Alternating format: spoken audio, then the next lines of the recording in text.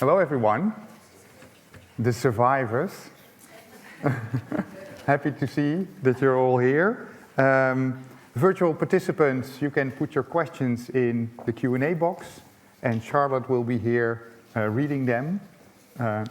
And yes, then there's not much less to do than doing something very big, namely announcing our keynote speaker. Nada Jabado from McGill University.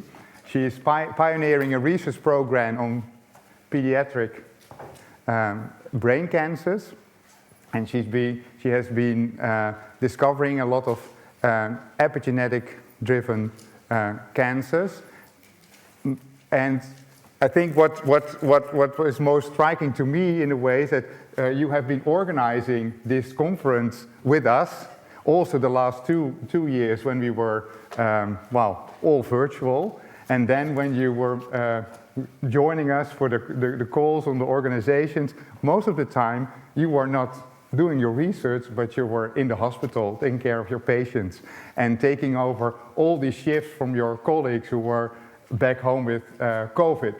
And so I think, what's even better, and what we didn't know, apparently you were stumbling on something great. So apart from doing the research on pediatric brain cancers, caring for your patients, taking over all those shifts, you had still an eye for the unexpected in science. And that's the story you will be talking today about, on not on a cancer, but a neurological discovery on neurological disorders.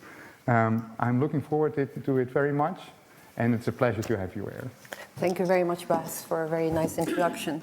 I can't start without thanking Jane and Laura, who really, we've been kind of slaving those last years, especially for the virtual ones. This meeting is amazing, and it's very dear to my heart, and it was, for me, quite an honor, and I was very touched to be invited to be the keynote, and I would like to thank you very much for that. I love this meeting. It's a small little jewel, and I hope you enjoyed it as much as I did for this time. Without further ado, because the time is running and I can see it here in green, it's going to be soon red, I'm not going to speak only about neurodegeneration because I still have cancer, and I thought that when I was hearing the sessions that it would be nice to show that your research could take you different ways, and you really need to go with the data and how it goes with you. So I have zero disclosure. I don't hate company. I need to thank the sponsors. Those meetings can never be made if it wasn't for the sponsors, and really we need to thank them and thank the people that come. So this is my disclosure, and I felt that we were in the Stone Age, and really I hope that with especially the presentation of this morning, we are going so fast. And it's beautiful, it's exciting. And you guys that are starting, whatever level you're starting at, don't think that everything's been found. Far from the truth. So many things that we have to discover, so many things that we need to connect. And we have better and better tools, so I really envy you, the one that you are starting. I started my work in 2003 on brain tumors. And why did I choose brain tumor? I stumbled on them, really. And those are, up to now, one of the worst things as a pediatric oncologist, and I'm a practicing pediatric oncologist, that you could treat.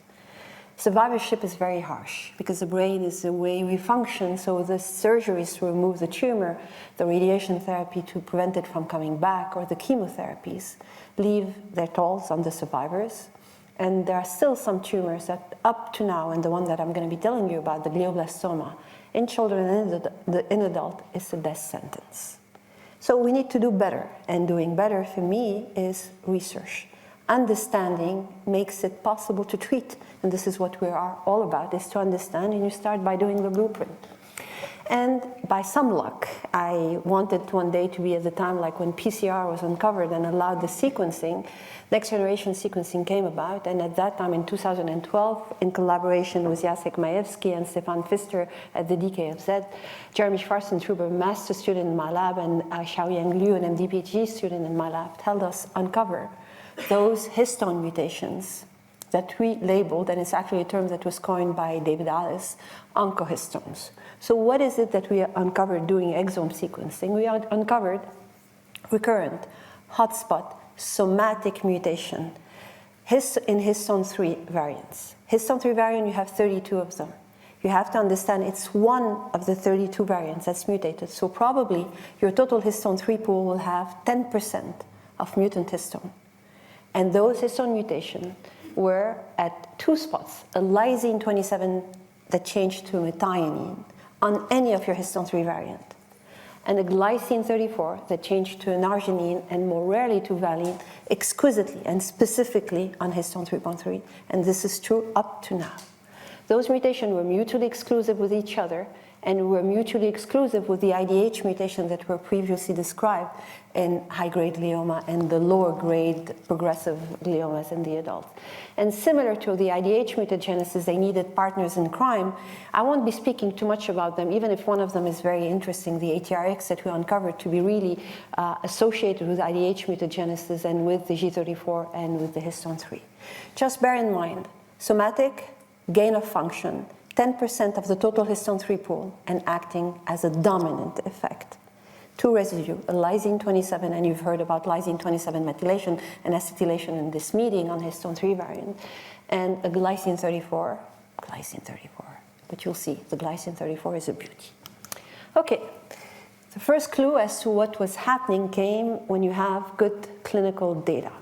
So based on the age and where the tumor is located, I can tell you in advance what is the type of mutation and the association that those patients will have.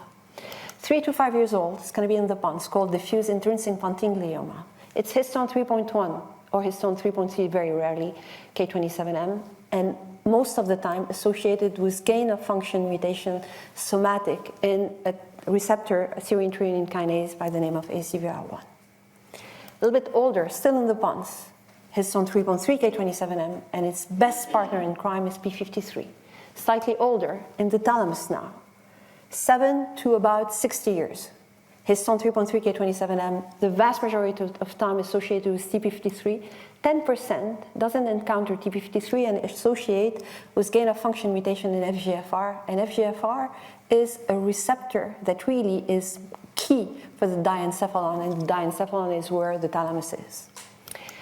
A little bit older, 13 to 35 years old, the temporoparietal brain. A little bit on the frontal side, but temporoparietal brain. Glycine 34 to an arginine or valine and histone 3.3, always associated with TP53 and always associated with ATRX. Slightly older, the frontal lobe, sometimes frontoparietal, IDH mutation with TP53. And we uncovered mutation that are loss of function in the methyltransferase for lysine 36, the trimethyltransferase, the only trimethyltransferase, SETD2, which tells me that the brain midline is a story of a lysine 27M on any of your histone 3 variant. And in the hemisphere, and mark my word about that, is a story of a lysine 36, and I'm betting, this is a hypothesis that's we're currently trying to validate, on exquisitely histone 3.3, either for IDH mutation, directly for SETD2, and indirectly through the G34 mutation. And those lead me to think that brain tumors in children and young adults are developmental problems that touch histone 3 tail at position lysine 27 for the midline and position 36 for the hemispheres.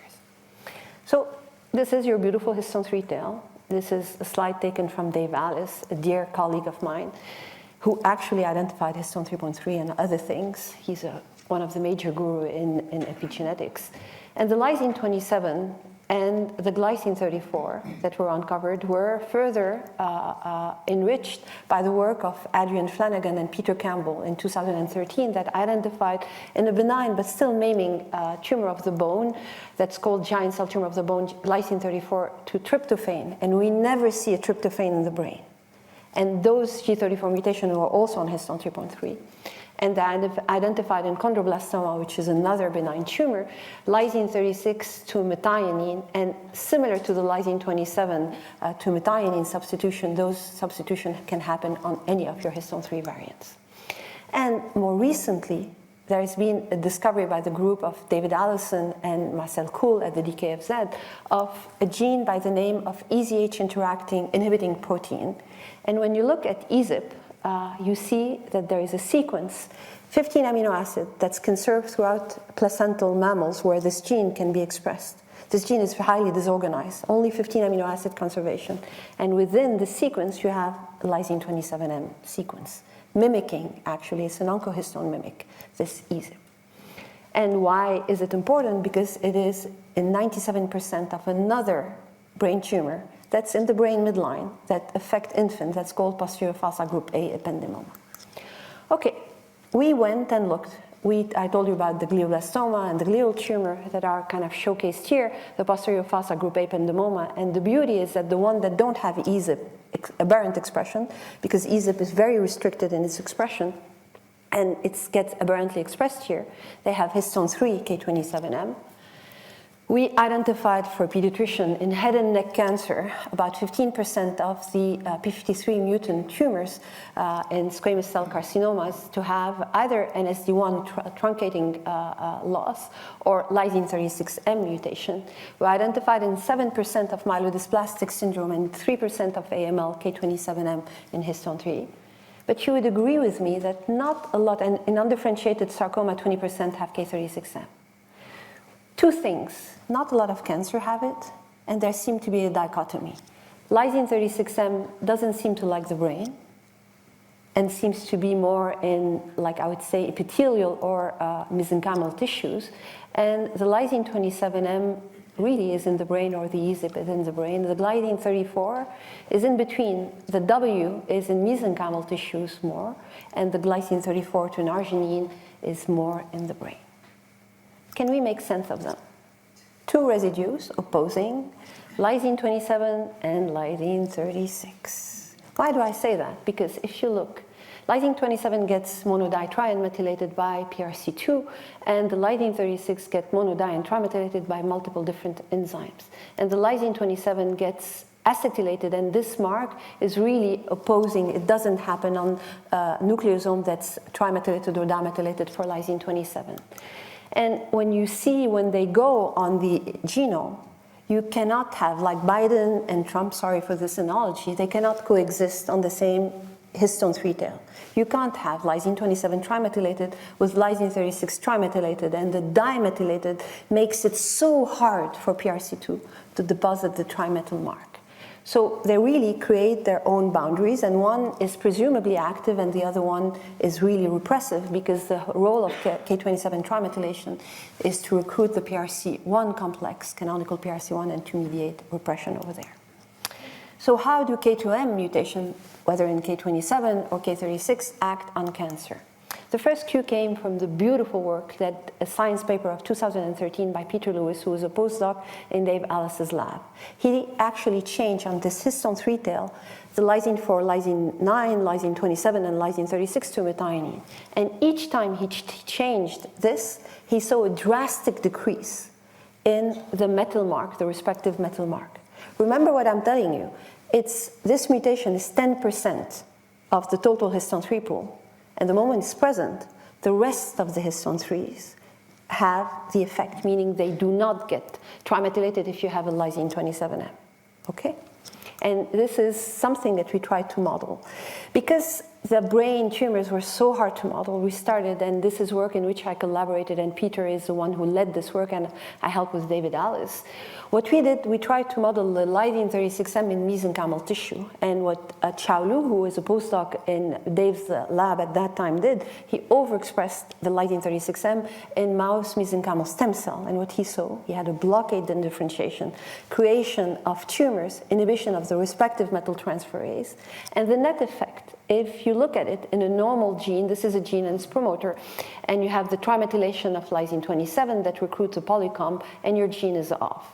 Within the intergenic region, you have boundaries between NSD1 and 2 that deposit the lysine 36 dimethylation and prevent further spread of your polycomb repression, because this is how you create your boundary, and you really time the spread of the K27 di and trimethylation. And this normal things would lead to your wild-type MSCs being able to differentiate into chondrocyte, adipocytes, osteoblasts. And in the context of the K36M, you inhibit the metal transferases, SETD2 and SD1 and SD2, and in this case scenario really it's the lysine 36 dimethylation that was key and over there. And what happens, you don't have any more lysine 36 di, no more boundaries. Your trimethylation spreads and spread. Your PRC1 spreads and spread, but you don't have impressive quantities of PRC1. So you dilute your repression. So you have areas that should be repressed that gets expressed, and areas that should be expressed that gets repressed. And the net effect is you create the sarcoma, blockade in differentiation, and the generation of sarcoma. So just showing that domino effect, that one mark cannot be studied in isolation and needs to be studied in the context of other mark, and it's really the spread. And sometimes it's just a dilution of a repression or the acquisition of other things, because by actually knocking down ring 1b, which is the core component of PRC1, we could mimic the effect of lysine 36M. Okay, what about K27M? K27M was a conundrum. There were a lot of things. This is immunohistochemistry for the lysine 27 trimethylation. This is a tumor that's wild type for the K27M, and this is a tumor that has the K27M. By looking at this, you would be mistaken in thinking that there is no more trimethylation of lysine 27. And actually, the people were thinking that this K27M is like an EZH2 or EZH1 inhibitor. Okay, up to a point it is. But it's not true, because you have residual, as I'm showing here. Anything that's red is a K27M tumor. This is trimethylation, this is dimethylation. And you could see that it's not completely lost. There are areas, specifically on CPG island, that retain K27 trimethylation. And it's not sequestered, because your PRC2 is able to spread. Just the spread of the lysine 27 dimethylation shows it's not the mutant nucleosomes that are retaining, as was presumed, this are retaining PRC2 and preventing PRC2 from deposition over there. So a lot of controversy came about this residual deposition of K27 tri. The group of Ali Shilatifar said that, you had this K27M, and because you have two histone 3 variant on a nucleosome, the other nucleosome would get acetylation, and then you would create a new oncogenic enhancer promoter landscape just based on sheer increase in acetylation and this aberrant acetylation. And you would repulse a PRC2 to other area, and this is where you would get the K27 tri. The group of Christian Helen said that sites that had high affinity for PRC2 would still be able to recruit it, and one such site was CDKN2A, P16, which would be aberrantly trimethylated and have this. All beautiful hypotheses, but not in done in the isogenic context. And what we've done, and this has been validated more and more, is to show that actually your PRC2 gets recruited without any problem to its PRC2 nucleation site in the cell of origin. Would start depositing the mono, the di, and the tri as fast as the mutation would allow it, because the mutation hampers and slows down its metal transferase activity. And actually, the thing that was really happening is that the K27 trimethylation would not be able to spread beyond those CPG islands. And I'm going to show you further data. We did it in histone 3.3, and EZIP is the same thing. It really, the main thing that those mutations are doing, the K27M and EZIP, is restraining the position of K27 tri to the initial nucleation site of PRC2 in the cell of origin. No new sites. Just your tri is not able to go, and I'll show you more data to that effect. I told you that you have histone 3.1, you have histone 3.3, you have different partners, different location. So the question came, are histone 3.1 K27M acting differently than histone 3.3 K27M and more differently than EZIP by itself? Why am I seeing some tumors in the spine and other tumor in the thalamus and other in the brain? So are they different progenitors, the same progenitor, and different migration pattern? Can we do that? And this is what we went to do. Especially that histone 3.1 and histone 3.3 live in different space including in euchromatin. Histone 3.3 is really your major one in pericentric heterochromatin and telomere. And any area in your euchromatin that you want to be active, you really paste it with histone 3.3.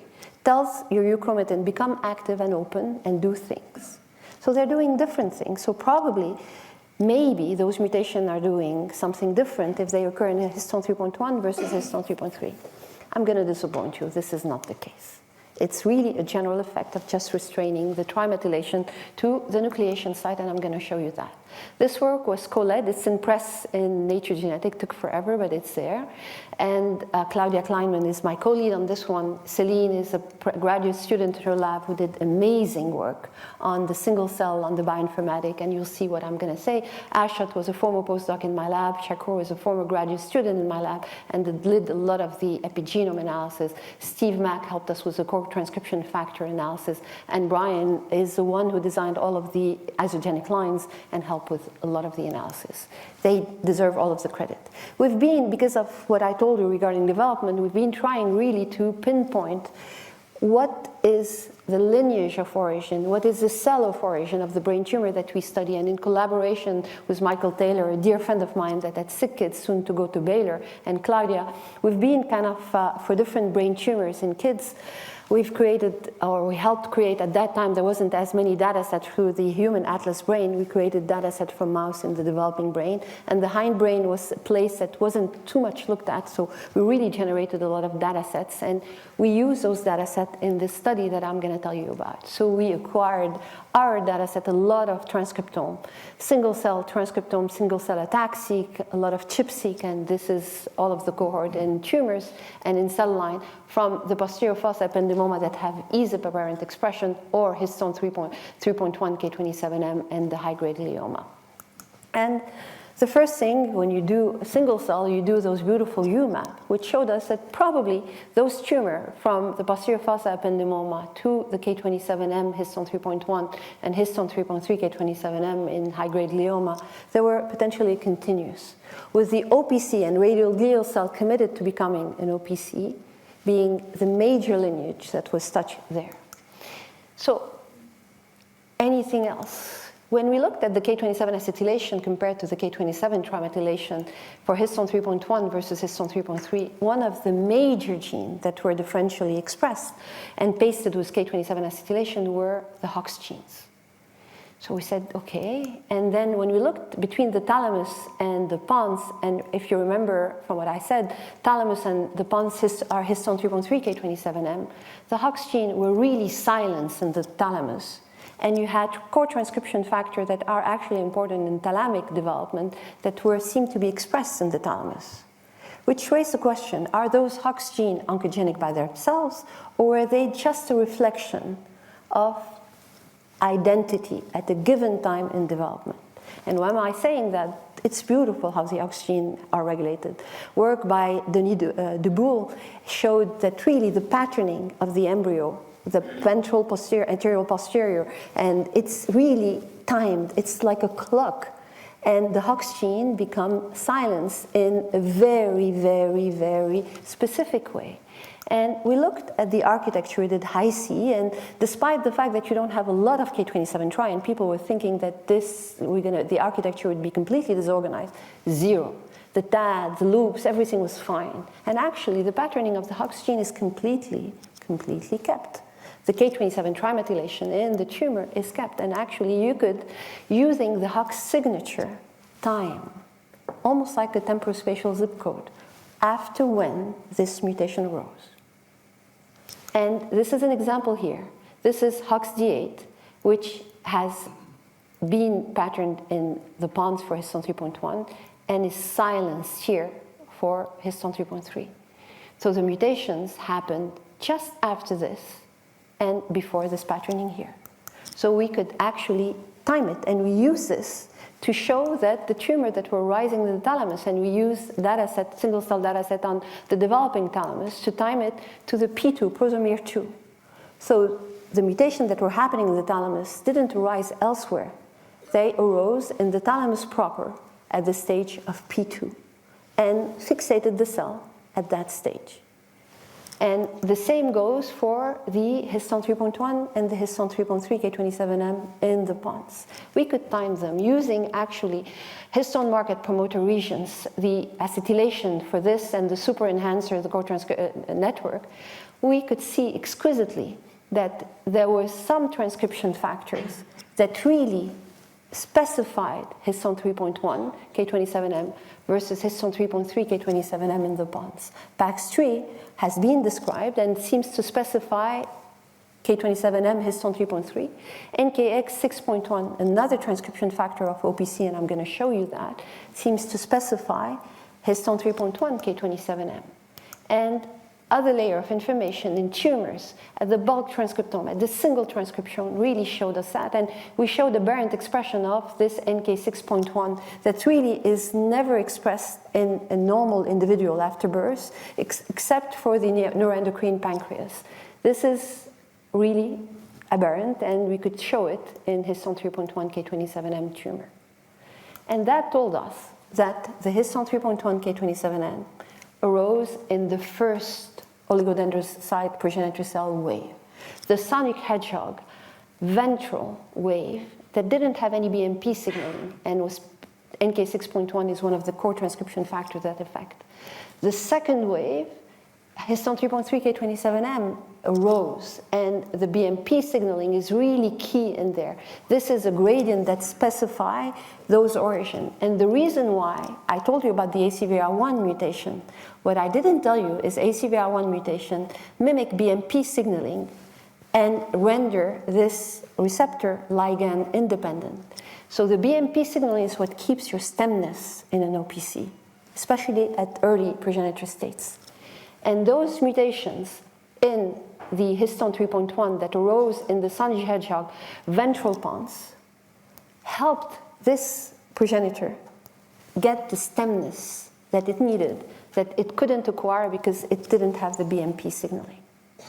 So this is why they seem to be needed for oncogenicity, and it explains the rationale behind why histone 3.1 K27M needs ACVR1 mutation for their oncogenicity.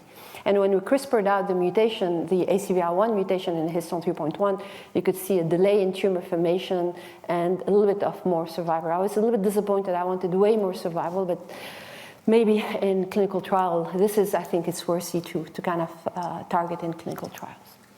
Okay, I spoke about different cell of origin. I hope I convinced you that you could use the Hox gene as temporal spatial zip code to kind of know after when, the lineage of origin, that the first wave of OPC in the ventral brain is where the histone 3.1 occur and need the ACVR1 mutation to kind of have oncogenicity. The second wave in the pons have the BMP signaling in PAC3, and the third wave is in the thalamus, and this is how it is. Do the mutation have a different effect on the epigenome if they arise in histone 3.1 or in histone 3.3, and is it different? And some work that was done by Steve Henikoff on one cell line seemed to suggest that the histone 3.1 K27M had a more severe effect on the K27 tri and dimethylation, and work from Michel Monge seemed to suggest a different enhancer landscape, but now I'm telling you because it's a different cell of origin, the enhancer landscape. And work in which we contributed in vitro showed that potentially EZIP is even more potent in inhibiting PRC2 activity. So are they really doing something different on the epigenome? And we went back and got lines and did K27 tri and dimethylation, and I'm showing you here anything that's yellow is a histone 3.1, red is a histone 3.3 K27M, and those beautiful purple is either EZIP expressing and one tumor that has histone 3.1 K27M in an ependymoma. You could see that the K27 trimethylation is restricted to CPG island everywhere. And the dimethylation actually spreads differentially, whether it's in the yellow, the red, and the blue. And the histone 3.1 K27M had similar thing than EZIP in here, telling me that it's not the mutation or the expression of EZIP that dictate how the dimethylation is being affected, but maybe other things like a cell cycle, how fast the cell design. When you deposit a methylation mark on K27, the mono is easy. The di is a little bit harder, the tri is super hard, and actually we evolved to have EED as a kickoff mechanism to kind of spread the K27 tri because it's a very hard mark to deposit. And what we did is we CRISPRed the mutation in histone 3.3 in a line and introduced a histone 3.1 and looked at K27 tri, no new site of deposition, not more expressed, it's exactly the same thing. And when you look at the dimethylation is spreading similar to the histone 3.3, so it's not at all a question of the histone 3.1 being more potent than the histone 3.3. And when we, in the cell lines where we had removed the ACVR1, those had a slower proliferation rate. What you could exquisitely see is that because the cell was proliferating a little bit slower, the dimethylation of lysine 27 was able to spread better, but the trimethylation was still contained and restrained.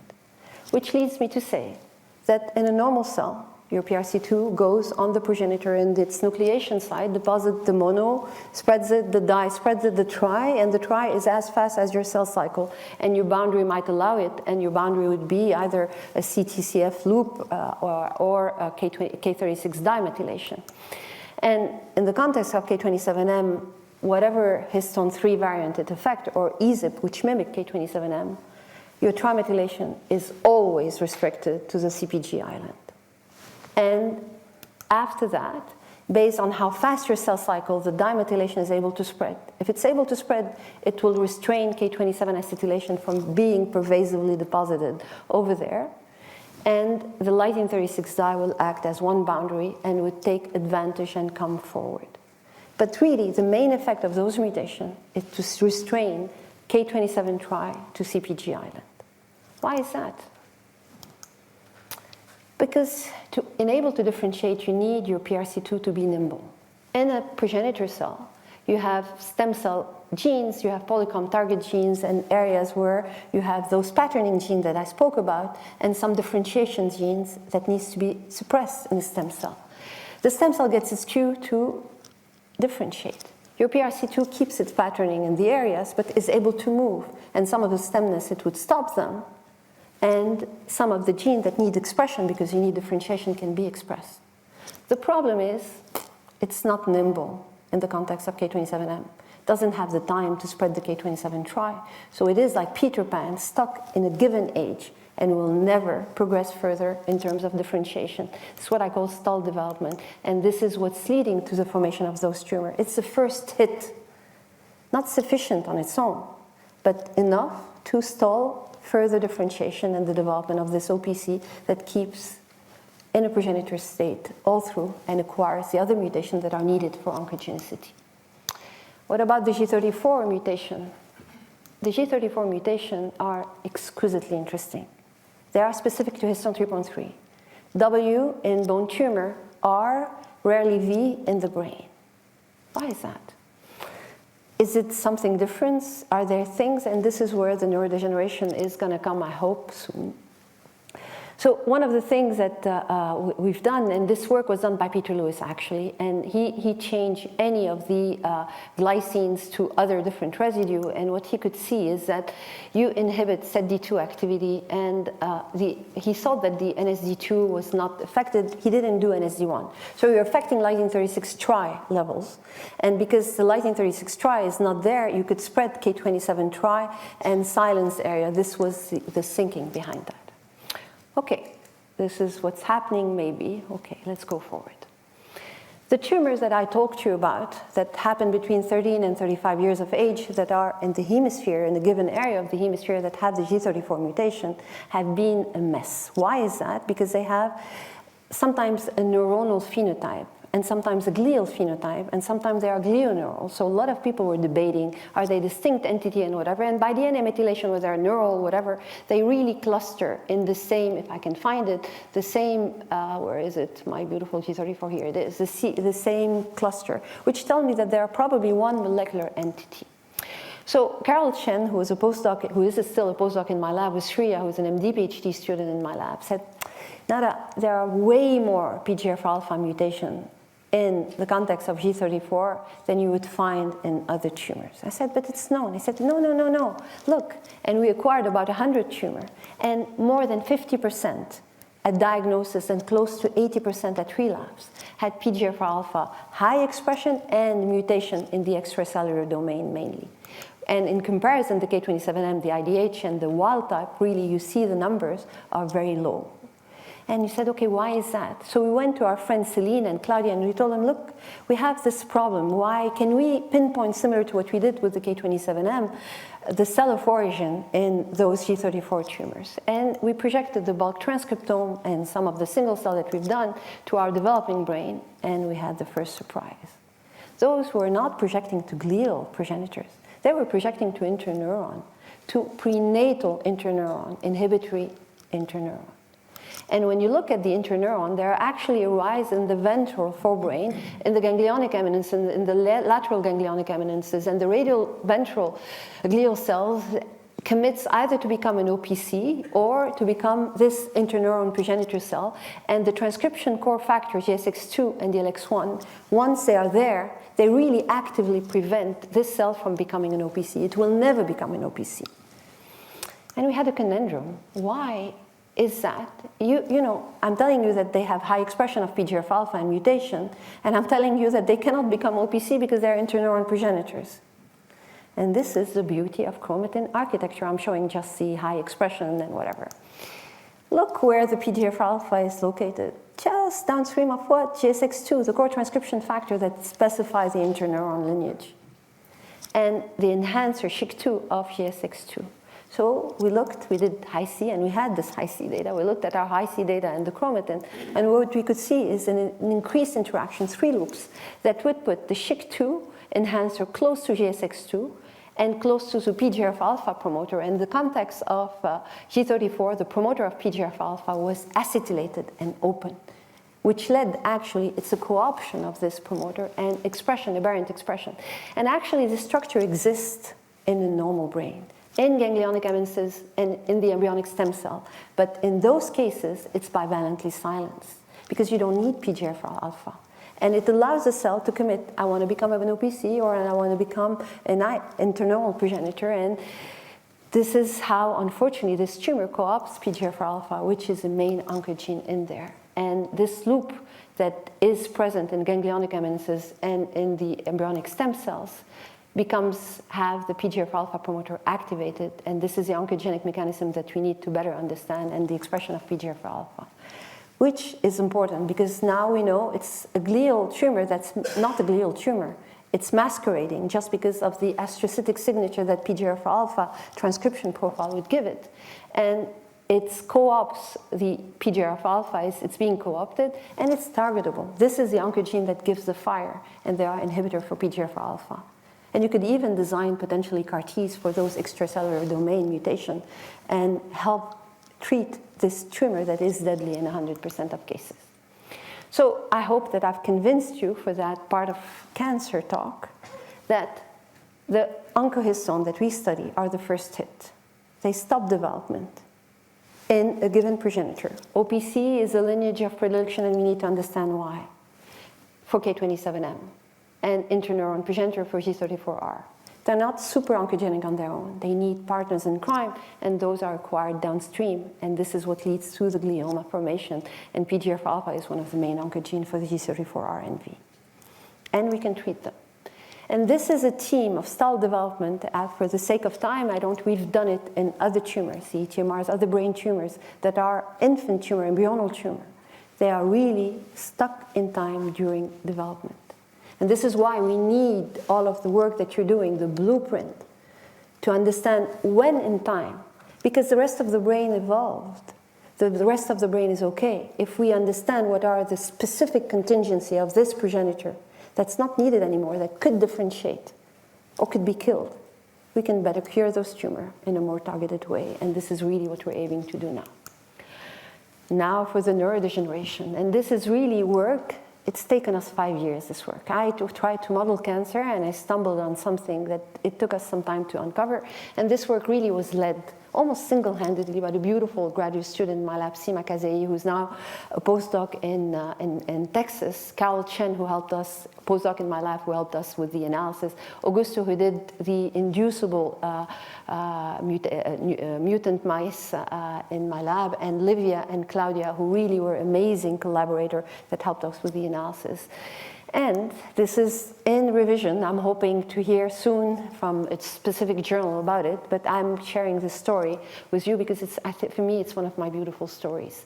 So we asked ourselves, okay, histone 3.3, G34R, V, W, why? Why I never see a W in the brain? Why the R? And so we did those direct knock-in. We had to go through a chimera because they wouldn't live through that. And then we got our founders. We did them on two distinct backgrounds. We used indels as controls, and indels behave like wild type. I can tell you that this is the amount of mice I cry when I look at the bill for the mice facility, but I think it's worth it.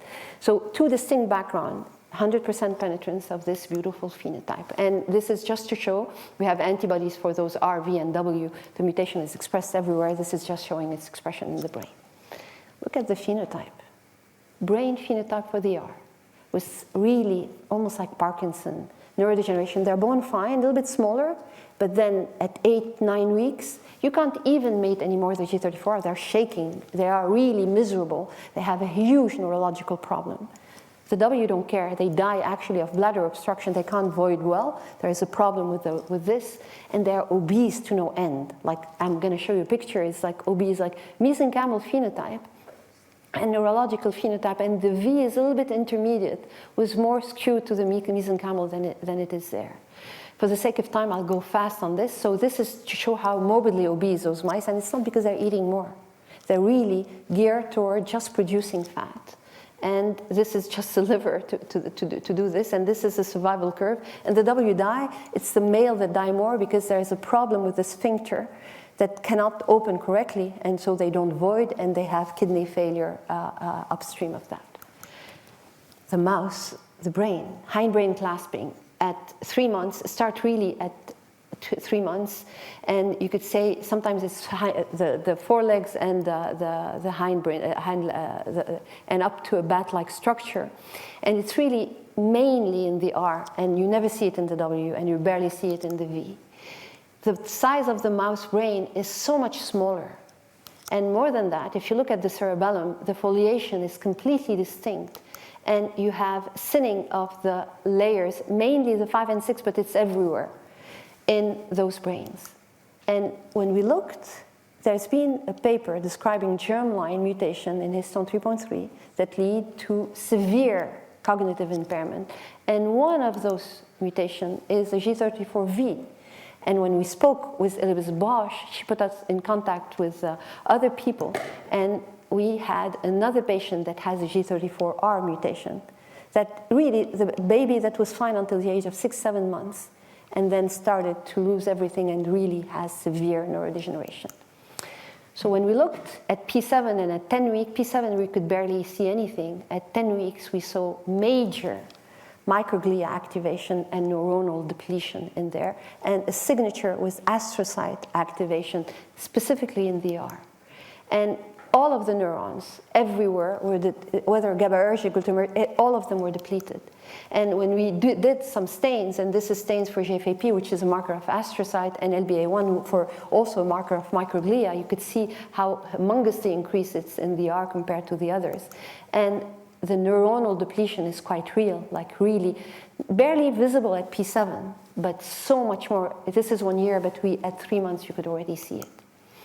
So one residue, glycine 34, arginine, valine, W. Why so much difference? The lysine 36 is just downstream. Euglycine is the smallest amino acid. It's bulky, a W, a valine, and arginine. Is it impacting differently on the lysine 36? This is where we went to our buddy Ben Garcia, and we did mass spec for those not tumors, for the brains and the cell lines and whatever. And what we could see exquisitely is that the di and trimethylation of lysine 36 were severely impaired. And the tail that had the histone 3 G34R mutation compared to the V and compared to the W. So why is that important? Lysine 36 dye has been shown to recruit what? DNMT3A. And lysine 36 tri, mainly DNMT3B. And why is that? So we went and asked Eric Campos, who leads a group at Princess Margaret, to do bioID for us, and his graduate student Shahir did all of the experiment. And what we could see exquisitely is the G34R mutation were unable to recruit effectively DNMT3A and DNMT3B compared to the V and the W. And we validated that by immunoprecipitation assay. More than that, if you look at synaptic density, DNMT3A is really key for brain development and for non-CG, CH methylation. And it is associated with a decrease in synaptic density when it's expressed from P0 to 10 weeks. When we looked at the lysine 36 dye, this is a wild type, this is a differential between the wild type and the R mutant, you see how depleted. Remember, this is a neuron. Neurons are postmitotic. Postmitotic neuron accumulate histone 3.3, which becomes 70% of the whole total histone 3 pool, which tells you that you have a huge enrichment of the mutant in those postmitotic neurons, hence this huge effect on chromatin in there. The NMT3A follows the lysine 36 dye, gets completely depleted from some area and still recruited, and sometimes even more recruited to other area. And when we did whole genome bisulfite sequencing, we saw that 36% of CH methylation was lost, and we had a few gain in some area, and 6% of CG methylation, and this is shown here, really in the areas that had lost lysine 36 dye, lost recruitment of DNMT3A, and became severely hypomethylated. What are those areas? Those areas are areas where you have complement genes, innate immunity genes. All of the cascade of the complement is beautifully expressed here. And the genes that were repressed because they had way aberrant DNMT3A recruitment because it was idle and going there probably, were neuronal progenitor genes. And this is showing it differently for the aficionado at 10 weeks.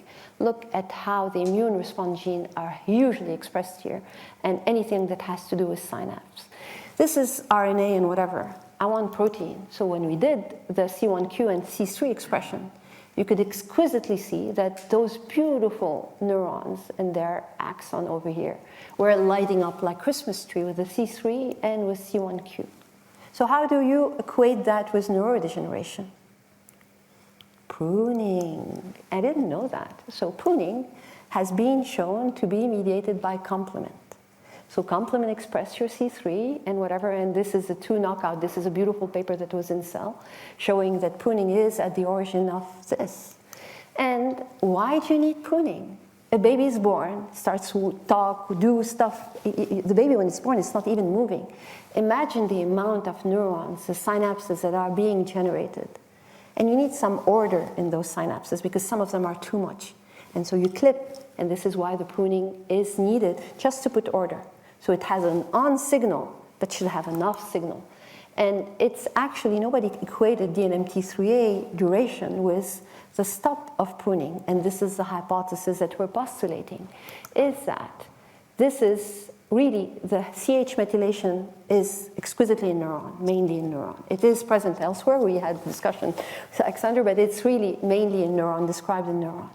It is really there, and nobody equated it with complement gene and potentially the silencing of complement gene. So this is what we are postulating, is that, and again, this is a hypothesis and a work in progress, that in a normal cell, a baby or a mice is born, you have your lysine 36 dye that can get deposited, recruit when the NMT3A start to be expressed, recruits it, and puts a stop on complement gene to just stop the pruning.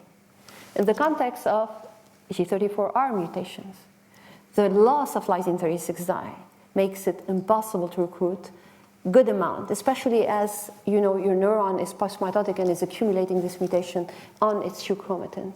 And you have relocalization of DNMT3A to some area that gets silenced, and absolutely no localization to area where it should go to silence the complement cascade and to stop the pruning. And this excessive pruning leads to recruitment of microglia more and more, and it's like a vicious cycle. And this is why they're born okay, because they're fine, but then when it's time to stop, the stop is not there, and this is how you get the neurodegeneration. So this is my neurodegeneration story, and I'm fine with time. I'm so happy. So I have time to tell you how I became the coolest mother. This is a slide that I got actually from Dave Alice. And when I saw it, I had my kids revisit the movie, The Amazing Spider-Man. So why is that? This is when he is explaining to the future lizard how he became Spider-Man. I don't know about you, but when I see this beautiful gibberish on the, I love blackboards. More than whiteboards, but so you wonder, and then Hollywood knows about K27 trimethylation. So if you didn't believe me that this is a mark, and the mark Hollywood is already sold on that, so we really kind of, we should be, so this is how, you know, this is, the epigenome is really how we make the music of life. And unfortunately, in some instances, this is where it's going wrong, and understanding how it's going wrong is something that we all care about and is part of the disease. This work could never have been done without the amazing collaborator that either donated time, expertise, samples, and my people that I tried to acknowledge as we went. The beautiful collaboration that I have with Jacek, with Chow at Columbia, with Peter Lewis at Wisconsin University, with Michael Taylor, a buddy of mine, with Claudia's group, who's become almost my group, and this is the people that I tried to acknowledge as I went. Of course, our funding sources, and if anybody's interested, Beautiful Montreal is recruiting. We're recruiting a postdoc, and please come and see me. Thank you very much for your attention.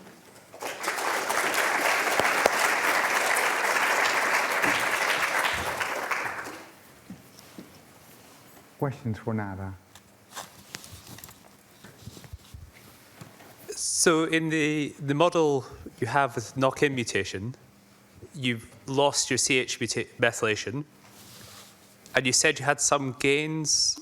3 is redistributed. Is it going to K27 through the N-terminus as well? So this is what we're trying to kind of better decipher. Is it really going to places that were previously placed to K27 trimethylation? We have some data to that effect, but it's not as conclusive as I would like it. But this is the general sense that we're having. And this is why I was speaking to you about the beautiful DNMT3A power PWP domain mutation.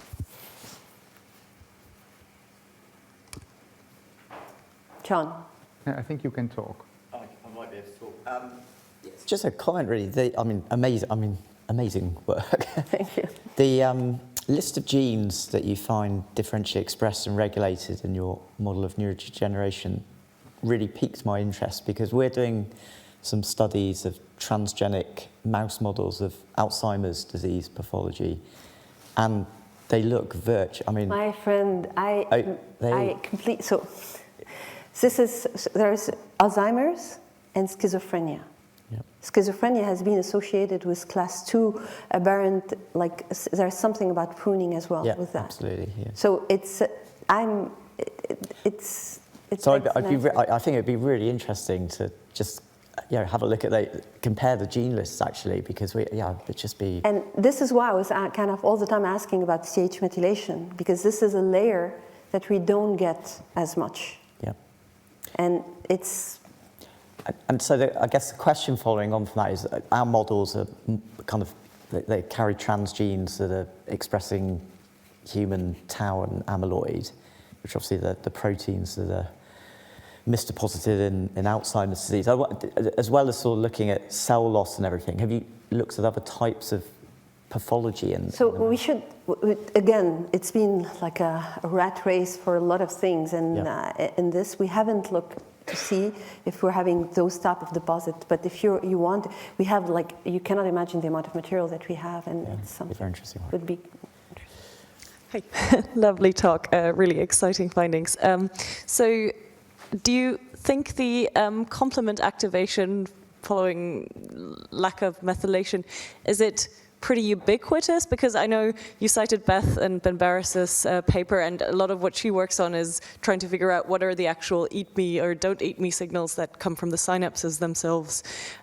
What is the case? This is one of the things that we're trying to better decipher. C1q has been shown to be expressed by neuron. C3 is not known to be expressed by neuron. However, what we've done is we have an inducible model of the G34. So we've done those experiments where we really express it in two distinct driver EMX1, which is really neuronal. It has astrocyte, so I can't exclude astrocyte, so it has this. And FOXG1, which is also neuronal and astrocyte. And we have the same phenotype, really, in the thinning of the brain, the expression of the complement, and whatever. And when we express a mutation later on in life, it doesn't matter anymore. But again. Yes, please. Yeah, a lot of remarkable works. Thank you. Thanks, Nada. And so I'm kind of intrigued by your the Hox codes. So that defines where the tumor grow. Have you seen like a recurrent tumor that actually located in the same region? I think in adult glioma, you know, the tumor from the left hemisphere might actually jump out to the other side. So this is, we have, so we have autopsy samples, and we have also biopsies from initial tumor recurrence. They are the same. And it's very scary because when I have the G34, for example, the tumors, I know exactly how and where they're going to recur because I can see them migrating exactly like interneuron throughout the line of the hemisphere to the other side. It's really, those are progenitor that are trying to populate the brain because they think that they're still in the young age where they could work. And those mutations on their own are not super oncogenic. It's really what they co-opt that makes them more.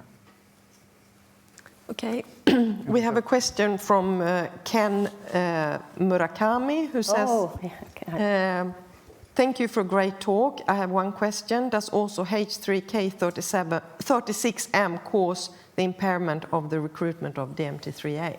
We haven't looked at that. I would presume that it will, because it's really, actually we didn't, but our colleague Jacek Majewski and Xiaolu looked at that. You have, when you put K36M, you have zero K36 dimethylation and trimethylation. It's really, it affects all of those, the methyltransferase domain of those, the enzyme, the respective enzyme. So they used it as a model to show that they had decrease of DNMT3A, but also DNMT3B recruitment.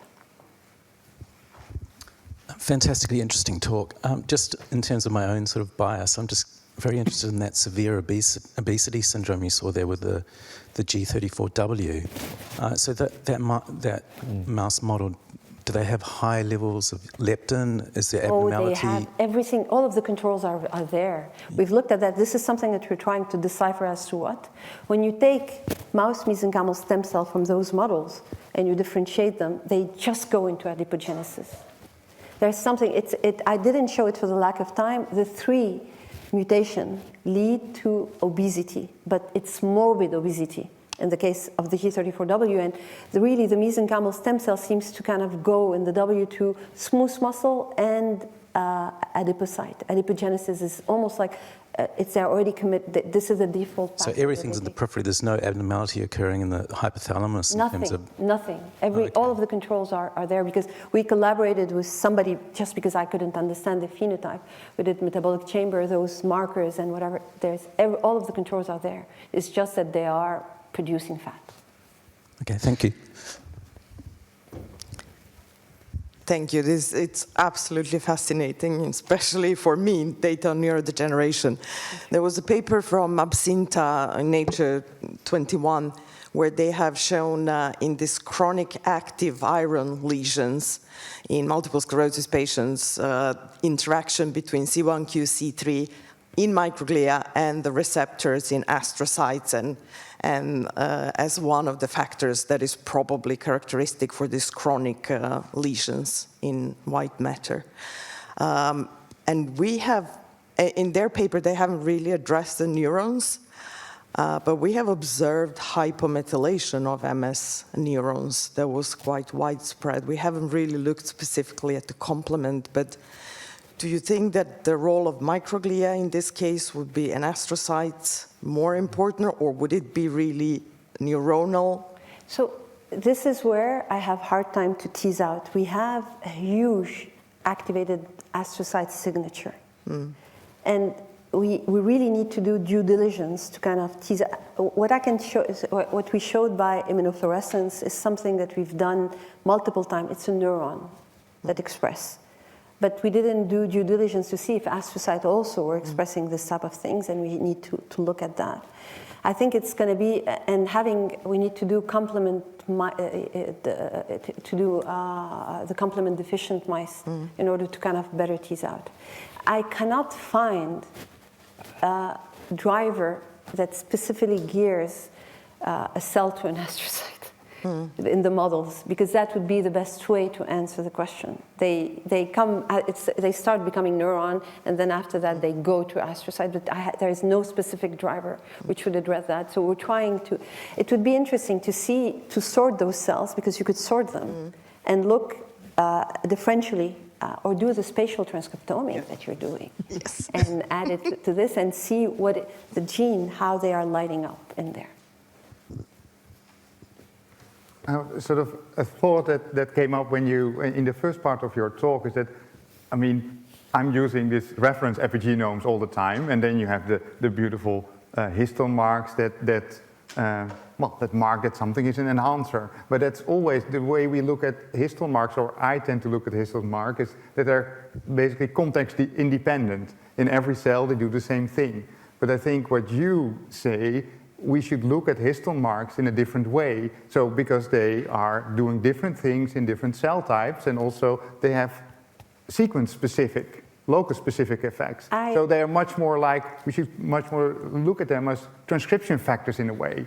I mean, not what they actually do, but in their context. You would be fascinating. Again, this is development. I haven't touched too much more mature and more like post-mitotic cells, except for this one. But the K27 tri mark, the CPG it lands on, can tell you what is the type of progenitor, when it is, and whatever. Almost, I wouldn't say better, but close to better than an attack or to a core transcription factor. It's really, DNA methylation in the brain is quite key. Because it's a crosstalk, and one of the beauties of the DNMT3A PWP domain mutation, I always come to this one, is it produced a mini-me. Really, when I say mini-me, it's a macrocephalic dwarfism. Everything is proportional, because it's a dose effect. There are things that got silenced too fast, because they became DNA methylation. K27 tri is more plastic, and this is actually what you posited, what Andrew Jackson posited, and it's very true. The K27 tri is really there, especially during development, to keep cells in a plastic progenitor state. The moment you lose them from CPG and you have DNA methylation, it's a done deal, that's it. You're cell committed. There's probably no way back. Any other virtual further questions? Okay. Then a round of applause. Thank you very much. Thank you very much.